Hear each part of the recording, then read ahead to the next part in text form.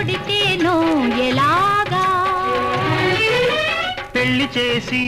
పంపాలి ఇలాగా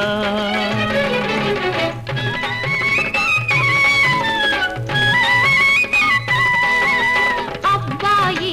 పుడితేనో ఎలాగా గొప్పవాణ్ణి చెయ్యాలి ఇలాగా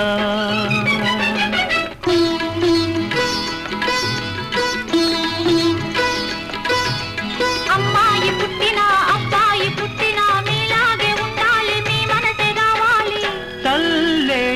పాలతో మంచిని పోయాలి ఆ మంచితోనే వారు మనకు పేరు తేవాలి చందమామ రావే జాబిల్లి రావే పాపాయి పుడితే